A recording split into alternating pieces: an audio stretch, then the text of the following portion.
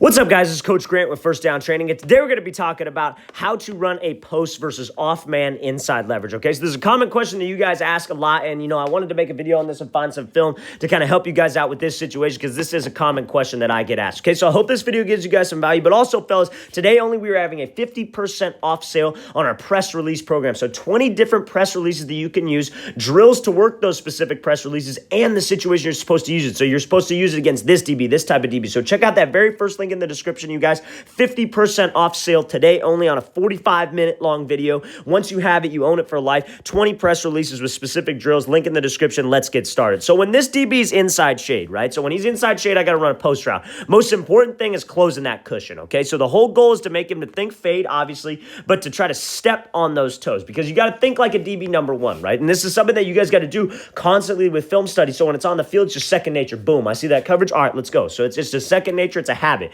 So he's inside shade, right? So he's inside shade. What is he trying to take away? He's trying to take away the inside. He's trying to force us to the sideline. The sideline is his help. Doesn't have safety help. So the whole goal is to either to get him to, like if you have an outside breaking route, you'd want to square him up. You'd want to attack that midline, get him to maybe weave to the inside, and then bam, I have all this space to work. Now, since you got to run an inside breaking route, the goal is to get him to turn those hips and maybe slip back underneath them and run this post, right? So you kind of want to come off the line and maybe attack this outside shoulder, but push to the outside. I want to sell like I'm running an out route, a fade route, whatever it is, especially out of the slot, like an out route or a corner route is common, right? This guy knows that. So when we come off the slot here, you see when he comes off, you see where his eyes go. His eyes go to the outside. His pad level's angled to the outside. We're closing the distance and we're quote unquote trying to step on his toes because nobody's just going to sit there and let you just step as hard as you can on their toes. So if you close that cushion with them and you do it fast with no indicator, he's going to bail out of there. Now, a lot of people ask me it's all the time, oh, well, what if I run at him, but he just sits there, right? And he just sits right in coverage. So it kind of depends, right? This is off man. Now, a lot of people mistake zone for off man, especially out of the slot. A lot of people think that, oh, like a safety, like cover four,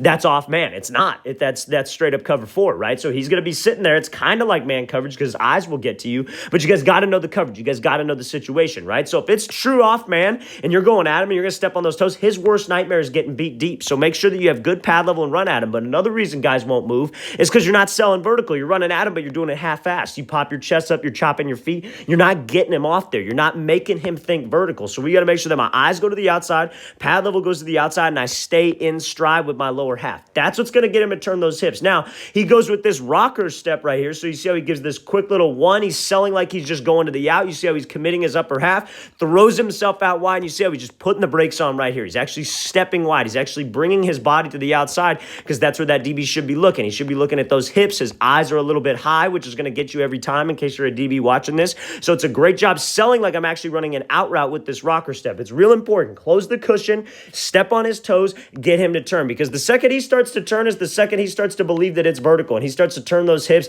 I make this little break to the outside. Bam. I throw my whole entire upper half. I get that DB to jump and now I'm here. Now this is the spot that makes or breaks dudes. Can you accelerate right here? Because DBs are taught to do what? Speed turn, baseball turn, whatever you want to call it. So we got to make sure that I use the explosion off of this cut, pushing off of that cut, and I continue to drive my arms and actually run back to the ball. And you see this receiver does a great job of doing that, accelerating and catching this ball. That's a great route. Let's watch it again. Full speed textbook on what to do when you run a post versus off man inside leverage. So he's coming out here, full speed, throws the upper half, gets that DB to jump, and then accelerate back over the middle. All right, guys, I really want to thank you for watching. I really appreciate it. If you guys have any questions at all, please leave those in the comments below. I'll get back to you as soon as possible. And also, fellas, 20 press release program, 45-minute long video, 50% off today only. Check out that very first link in the description, you guys. Hope we get you guys on that soon. Again, 20 releases, when to use it, and drills to work on those. First link in the description. I'll see you guys next time.